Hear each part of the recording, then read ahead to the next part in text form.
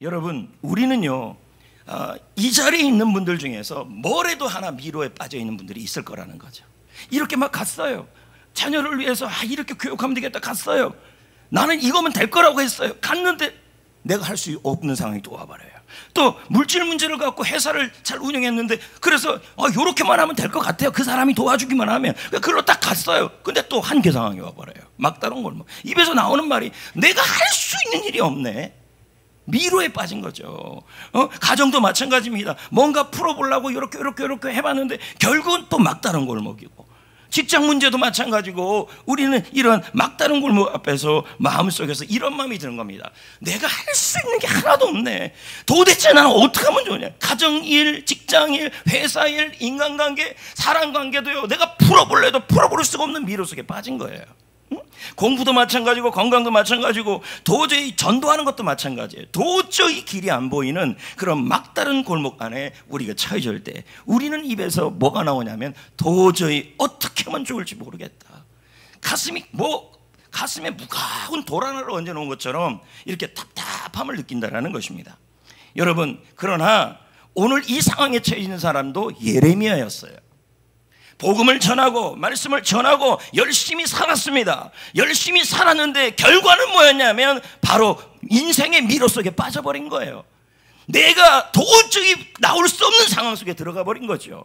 이런 상황에서 주님이 뭐라 그러냐면 너는 내게 부르짖으라, 이렇게 얘기를 말씀하셨어요. 잠깐 볼까요? 3절 말씀을요. 시작. 너는 내게 부르짖으라, 내가 내게 응답하겠고. 여러분, 이 말씀은요, 우리가 인생의 미로 속에, 인생의 한계 속에 도저히 이것만큼은 내 힘으로 해도, 그러니까 여러분 자다가도 무슨 그 생각만 하면 해결이 안 돼. 왜 그래서 자꾸 기도만 나오는 일들이 있어요. 그리고 여러분이 기도 제목, 어제도 10만 간데 기도 제목이 한 10가지가 있더라고요. 근데 기도 제목 들어보면 하나같이 뭐냐면 문제거리예요. 내 힘으로 안 되는 일들이죠. 이런 일들을 여러분이 겪으면서 우리가 어떻게 하면 좋겠냐고 말할 때 주님은 뭐라 그러냐면 부르짖으라고 지금 말을 하고 있어요. 부르짖으라. 네, 그러면 응답하겠다는 거예요. 반드시 꼭 응답하겠다는 거예요. 야, 그런데 여러분, 기도는요, 근데 이런 사람들이 있어요. 오늘 말씀도 듣고 이제 기도 좀 해봐야지, 한번 해봐야지 하는데 꼭 이상한 일이 일어나요. 하려고 그러면 갑자기 배가 고파져요. 또 갑자기 안 울리던 전화가 와요. 그리고 카톡이 와요. 이게 마치 뭐가 똑같냐면 다이어트를 시작하면 갑자기 치킨이 생각나는 똑같아요. 그러니까 기도만 하면 자꾸 이상하게 잡념이 들고 딴 생각이 들고 자꾸 핸드폰 보고 싶어지고 기도가 집중이 안 되는 얘기죠. 자, 그런 분들에게 토마스 아켄퍼스가 이런 말을 했어요. 읽어볼까요? 시작. 하늘의 것에 초점을 맞추려고 노력할 때마다 육신의 유혹이 성난 폭도들처럼 사납게 덤벼든다. 그건 왜 그러냐면 여러분들 기도의 지성의 훈련이 안 돼서 그래요. 자꾸 생각이. 그래서 그러기 위해서 하나의 비유를 제가 설명하면 코끼리코입니다. 여러분, 평상시에 코끼리코는 자꾸 이렇게 해요, 안 해요? 여러분, 코가 자꾸 움직입니다. 맞아요, 안 맞아요? 근데 저 코를 움직이지 않게 하는 방법이 있어요. 저렇게 하면 돼요. 공 하나 집어주면 걔가 저거 자꾸 가만히 있어요. 평상시에 그냥 있으면 코는 계속 왔다 갔다 해요. 그런데 공 하나를 집어넣으면요, 코가 흔들리지 않아요. 마찬가지로 우리 마음도 마찬가지예요. 기도하려고만 하면 자꾸만 해야 할 일이 떠오르고 걱정거리가 생각나고 심지어 오늘 저녁 뭐 하나 이것까지 생각이 납니다. 자, 이때 필요한 것이 공이 필요합니다. 그 공이 바로 무엇이냐면 하나님의 말씀입니다. 여러분, 하나님의 말씀, 하나님의 약속을 꽉 공으로 잡으면요, 우리의 마음이 잡념에서 떠나가고 하나님의 마음에 우리의 마음이 흔들리지가 않아요. 그래서 여러분, 기도가 잘 안 되는 사람, 잡념이 많은 사람들 보면요, 뭐가 있냐면 성경을 많이 안 읽어요. 자, 이희노 목사님 말씀 한번 들어볼까요? 시작. 말씀을 묵상하고 경건서적을 성령이 기도의 영으로 불타오르도록 연료를 부어주신다. 그러니까 무슨 말입니까? 하나님의 말씀을 많이 읽고 묵상하고 필요할 때 경건서적도 많이 읽고 기도에 관련된 책들을 많이 읽으면요, 그때 그때 그 주간에는요 바로 이 말씀이 충만해진다는 얘기예요. 더 중요한 것은 이것도 좀 거시기 하다 그런다면요, 여러분이 이 예레미야 33장 3절을 딱 붙잡고 기도하면 돼요. 왜요? 하나님의 말씀은 우리를 흔들리지 않게 하기 때문이에요. 그런데 성도 여러분, 여기서 중요한 것이 이 부르짖다라는 카라라는 동사예요. 이 카라라는 동사의 의미가 여러 가지가 있는데 그 중에 하나가 뭐냐면 이런 의미예요. 조용히 드리는 기도가 아니에요. 이 카라는요, 속으로 하는 기도가 아니고 입으로 소리를 내는 기도예요. 그리고 특히 뭐냐면 하나님의 도움을 구할 때 이 카라라는 단어를 써요. 그래서 이걸 다른 말로 표현하면 절규예요. 절규. 하나님 도와주세요 하는데 어떻게 하는 거냐면 절규하듯이 부르짖는 거예요. 이렇게 부르짖는 것이 뭡니까? 바로 막다른 골목에서 나오는 길이라고 지금 얘기를 해주고 있는 거예요. 그럼 여러분, 제가 한자로 보니까 절규가 뭐냐 봤더니 여러분, 끊을 절자에 부르짖을 규두라고요. 그래서 말이 좀 이상하다 그랬어요. 제가 절규는 끊어서 하는 기도인가? 끊어서 부르짖는 건가? 이제 이렇게 생각이 드는 거예요. 그래서 계속 찾아보니까 그런 의미가 아니에요. 절규라는 건 이런 거래요. 예? 끊어질 듯한 외침인데, 예? 너무 원해서 강렬한 그 감정이 폭발하는 순간에 그 간절함 때문에, 그 강렬함 때문에 몸도 마음도 끊어질 듯한 고통을 느낄 정도로 하는 게 절규라는 거예요. 예전에 여러분 단장의 메아리라는 그런 노래도 있었고, 중국 한자 성어에 보면 단장이라고 있었어요. 이 단장이란 말은 창자가 끊어진다는 얘기예요. 그러니까 뭡니까? 부모가 있는데 그 부모가 원숭이 어미가 있는데 새끼 원숭이가 잡혀갔을 때 새끼 원숭이를 따라가면서 그 새끼 원숭이를 구하려고 하는 그 울음이 있었거든요. 근데 그 어미 원숭이가 죽었어요. 배를 갈라보니까 뭐 창자가 다 끊어져 있나요? 여러분, 이게 바로 절규예요. 절규. 부르짖으라는 말은 여러분 이런 의미예요. 절망 앞에서 몸이 끊어지고 마음에 고통이 느낄 정도로 부르짖어 봐라. 하나님의 도움을. 이게 바로 뭐냐면 부르짖는다는 거예요. 이게 죄야 이런 차원이 아니라 내 마음에 내가 지금 있는 이 상황이 막다른 골목이기 때문에 이 막혀있는 상황에서 하나님이 도와줘야 한다는 너무 처절한 기도 제목이 있다는 거예요. 근데 얼마나 간절하게 기도하면요, 몸이 끊어질 정도의 고통을 느낄 정도로 쥐어짜면서 하는 기도라는 얘기예요. 근데 여러분, 제가 이런 생각이 들었어요. 지금 분명하게 예레미야에게 너가 거기서 나올 수 있는 것은 부르짖는 것인데 왜 저렇게 절규의 기도를 원하시냐는 거예요. 하나님이 좀 조그맣게 좀 기도하지, 목도 자꾸 성대 결절도 오는데 이런 생각이 왜 안 들겠습니까? 근데 제가 묵상하다 보니까 하나님이 부르짖는 것을 좋아하고 절규의 기도를 좋아하는 이유가 있어요. 그게 뭐냐면 자신의 한계를 인정하고 하나님의 도움을 겸손하게 고백하는 거예요. 이게요. 다른 말로 표현하면 이겁니다. 아까 제가 자녀 문제 얘기를 했어요. 건강 문제. 자, 건강 문제를 내가 해결해 보려고 그랬어요. 자녀 문제를 내가 해결해 보려고 그랬어요. 그렇더니 막다른 골목이 나왔어요. 내가 할 수 있는 일이 없어요. 그래서 이렇게 고백하는 거죠. 하나님, 나의 건강은 내가 해결할 수가 없어요. 나의 가정의 일은 내가 해결할 수 없어요. 나의 물질은 내가 해결할 수 없어요. 해결할 수 없어요 라고 멈추면 열등감이에요. 해결할 수 없어요. 그래서 하나님이 필요해요. 하나님의 도움이 필요해요 라고 고백하는 게 겸손이에요. 여러분, 야고보 4장 6절에 뭐라 나오냐면요, 하나님은 교만한 자를 물리치시고 겸손한 자에게 은혜를 주신다 그래요. 이게 겸손이에요. 제가 말씀을 묵상하면서 이걸 어떻게 설명하면 성도들이 이 절규를 이해할 수 있을까라는 고민을 했어요. 그런데 딱 생각나는 게 뭐냐면 갓난아기였어요. 예를 들면 이런 거죠. 어느 가정에 갓난아이가 있었어요. 근데 이 아이가 스스로 할 수 있는 게 없어요. 이 아이가 뭘 먹을 수도 없고 혼자, 그리고 옷을 입을 수도 없고 씻을 수도 없어요. 아이가 할 수 있는 게 없어요. 이 아이가 나는 할 수 있는 게 없다 그래서 체념하고 있으면 이건 열등감이고 좌절이에요.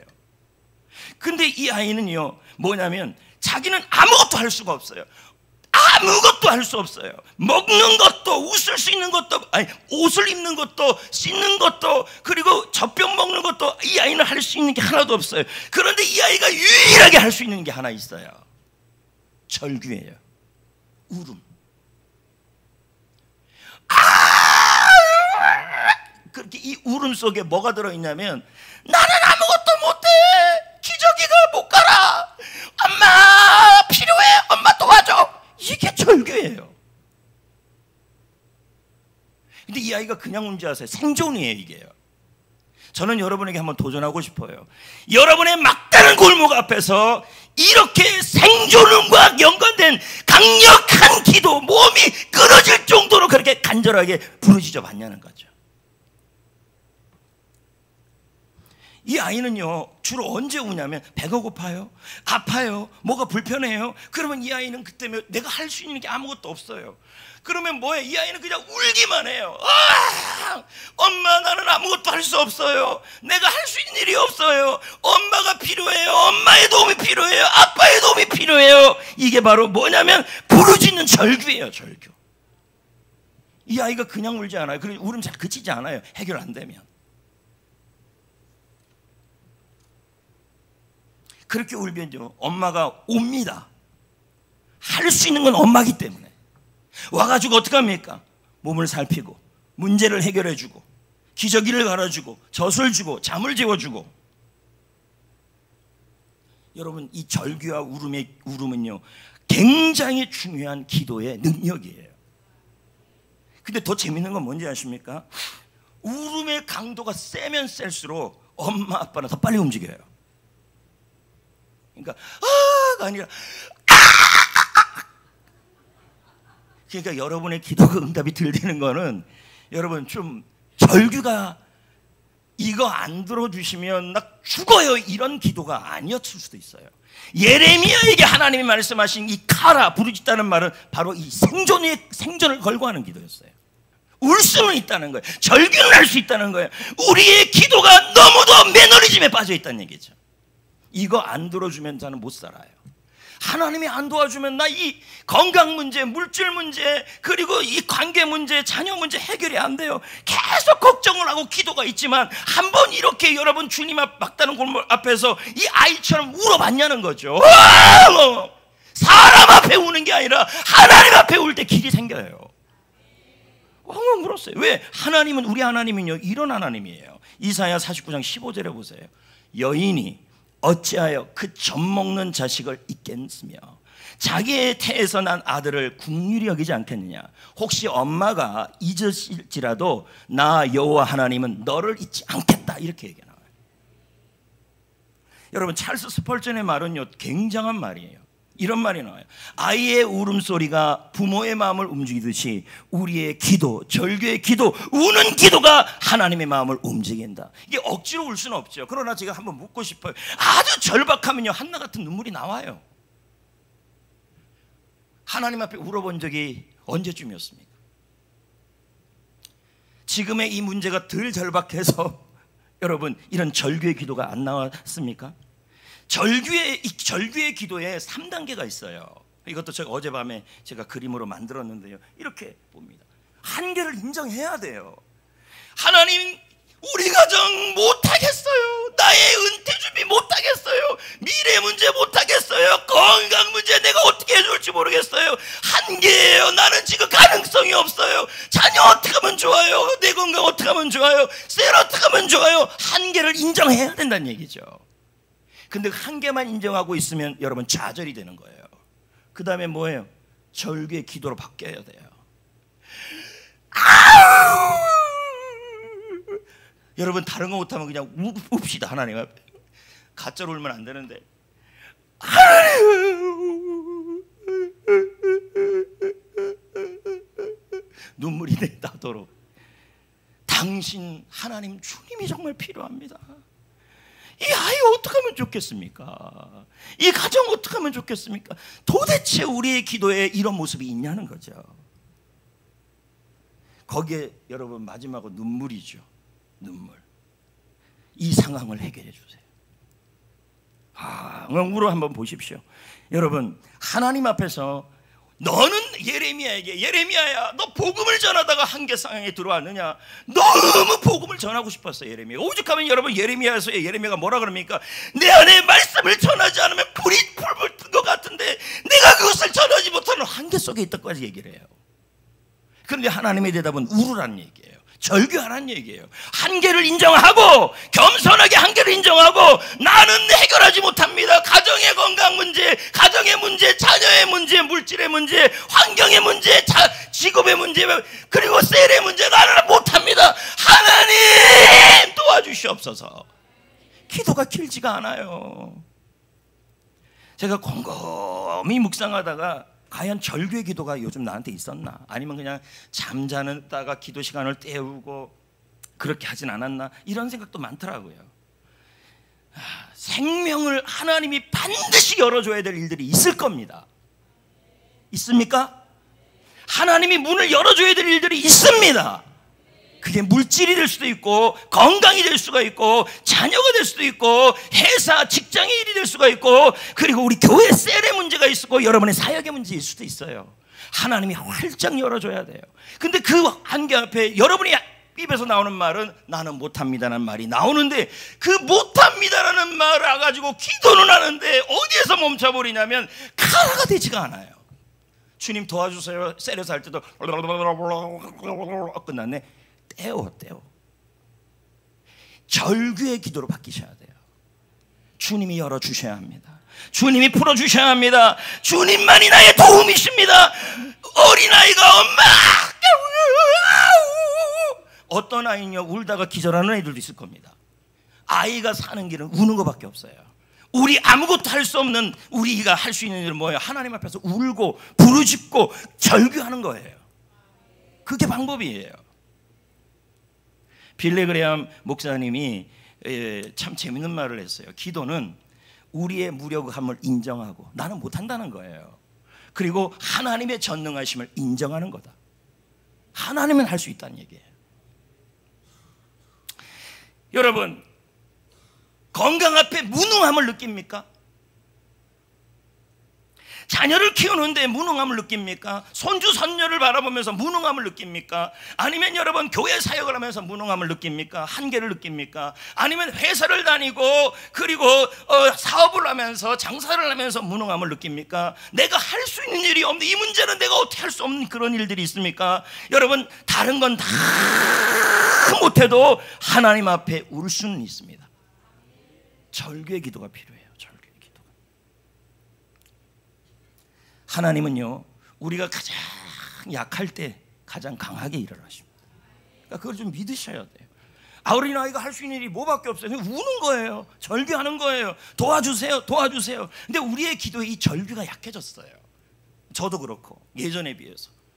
그러니까 이게 약해지니까 뭡니까? 간절함이 약해지니까 이게 하나님 앞에서의 이거 안 들어주면 죽어요 이런 심정으로 기도해야 되는데 안 들어주면 내일 또 할게요 이제 이렇게 돼버리는 거죠. 특세가 시작되기 전에 이 절규의 기도가 점점 회복되시기를 축복합니다. 그리고 특세 때는 이 포텐이 터지기를 축복합니다. 여러분 이렇게 기도하는 사람들에게는요 하나님이 절묘하게 응답을 하셔요. 절묘하다는 뜻이 뭐냐면 매우 뛰어나고 훌륭하고 신기하다는 뜻이에요. 자 3절을 볼까요? 크고 은밀한 일을 내게 보이리라. 크고 은밀하다는 뜻은 뭐냐면 내가 상상도 못했다는 거예요. 내가 생각도 못했다는 거예요. 그 일을 내가 생각도 못한 정말 그런 일을 절묘한 순간에 절묘한 때에 절묘한 사람을 통하여 절묘하게 응답을 주신다는 얘기예요. 이걸 하나의 문장으로 정리해 본다면요 절망적 상황에서 한계를 느낄 때 하나님께 절규하면 하나님은 절묘하게 응답을 해주신다. 이렇게 정리할 수 있어요. 그래서 제가 묵상을 하면서 원래 오늘 여기는 모세가 들어가 있었어요. 근데 새벽에 나와서 어제 밤이지 오늘 밤이지 하여튼 그래 나와갖고 기도하는데 하나님이 제 마음에 이사야를 생각나게 하시더라고요. 이사야를 보니까 이사야가 한 게 그거예요. 이사야에 대한 말씀은 열왕기 하에도 나오고 역대 하에도 나오고 이사야서 38장에도 나와요. 히스기야는 왕이었어요. 근데 이사야 선지자가 찾아와서 이렇게 말했어요. 당신은 오래 살지 못합니다. 죽을 병입니다. 그랬더니 왕의 권력으로도 해결할 수가 없고 왕실에 있는 의사로도 해결할 수 없는 상황이 처해진 거죠. 자, 그렇다면 히스기야가 할 수 있는 일이 뭐가 있습니까? 없죠. 히스기야는 지금 건강의 한계 속에 들어간 겁니다. 아무것도 할 수가 없는 거죠. 아무것도 할 수 없는 이때 히스기야가 어떻게 하냐면 자신의 한계를 인정해요. 하나님, 나의 이 건강의 문제를 내가 그러면서 히스기야가 이런 말을 해요. 하나님, 저는요, 이 38장 전장에 보면 하나님을 위해서 종교개혁도 하고 하나님을 위해서 바로의 나라를 세우려고 그렇게 노력을 했는데 왜 나에게 이 병이 왔습니까? 이게 히스기야가 기도할 때 나온 내용이에요. 우리도 그럽니다. 정말 예수 잘 믿었는데, 잘 믿으려고 했는데, 정말 열심히 믿으려고 했는데 오히려 그런 믿었던 사람들에게 무슨 일이 일어나냐면 꼭 이런 한계 같은 상황이 와요. 겸손을 보기를 원하시는 거죠. 그래서 히스기야가 어떻게 합니까? 한계를 인정하고, 그래 하나님이 이게 죽을 병이네요. 나의 생명은 여기서 끝나네요. 내가 할 수 있는 일이 없어요. 하나님, 나를 좀 살려주세요. 그러면서 히스기야가 마치 아무것도 할 수 없는 어린아이처럼, 갓난아기처럼 하나님 앞에 누웁니다. 울어요. 그걸 어떻게 할 수 있냐면 성경을 찾아보니까요, 히스기야가 울었다는 표현이 딱 이사야 38장에 나오더라고요. 읽어볼까요? 시작. 심히 뭐 했어요? 뭐니까 절규했다는 얘기죠. 아까 그 주탁 쓰러지는 거 맞죠? 그렇게 했다는 얘기예요. 오늘 안 들어주면 내일 하지 뭐. 기도는 하겠죠. 그러니까 우리의 기도에 이 뭐가 없냐면 절규가 없다는 얘기죠. 하나님, 내가 할 수 있는 일 없으니 이제 카라는 하나님의 도움을 구하는 게 카라예요. 다음 주엔 또 다른 의미가 있어요. 카라에. 그 카라의 의미 하나하나를 계속 나눌 건데요, 오늘 제가 말한 것은 카라는 뭐냐면 절규예요. 하나님의 도움을 구하는 절규. 히스기야는 하나님 앞에 울었어요. 하나님, 이거 안 도와주면 저는 죽어요. 저 좀 살려주세요. 제가 좀 하나님을 위해서 살고 싶어요. 주여, 나를 고쳐주세요. 이거 안 고쳐주면 저 안 돼요. 이런 마음으로 기도한 거예요. 여러분, 하나님은 눈물을 보십니다. 볼까요? 이사야 38장 5절 6절을 볼까요? 읽어볼까요? 시작. 내가 내 기도를 들었고 내 눈물을 보았노라. 분명히 들었어요. 그러면 모든 기도를 듣는 게 아니라 어떤 기도예요? 통곡한 기도였어요. 우는 기도였어요. 울었어요. 그러니까 여러분, 아무것도 할 수 없으면 하나님이 와서 그냥 울어요. 하나님, 울음 안 나오면 땀이라도 나와야 돼. 땀. 주님이 어떻게 하십니까? 절묘한 응답을 내려요. 15년을 더 산대요. 거기다가 여러분, 아스루 왕의 손에서 지켜주시겠대요.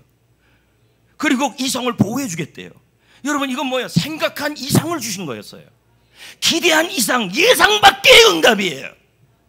통곡의 기도는 이런 은혜가 있어요. 이제 말씀을 맺으려고 합니다. 성도 여러분, 미러 속에 빠져 있습니까? 그래도 괜찮아요? 오늘 안 풀리면 계속 그 미로의 막다른 골목 앞에 있을 겁니까? 아니면 여러분, 나와야 합니까? 나와야죠. 내가 할 수 없지요. 그렇다면 여러분, 사람 앞에 울지 말고 하나님 앞에 웁시다. 아이같이 웁시다. 애기같이 웁시다. 천국은 결단코 어린아이와 같이 되지 않으면 갈 수 없다는 그 말은 다른 의미가 있는 것이 아니라 어린아이 같은 이런 겸손이 필요하다는 거예요. 난 못하니까 도와달라는 얘기죠. 하나님은 내 눈물을 보시고 내 기도를 들어주십니다. 아멘. 할렐루야. 오늘 말씀 한 문장으로 정리하겠습니다. 절망의 순간에 절규의 기도를 드리면 절묘한 응답을 받는다. 기도 외에는 방법이 없어요. 그 기도가 회복되시기를 축복합니다.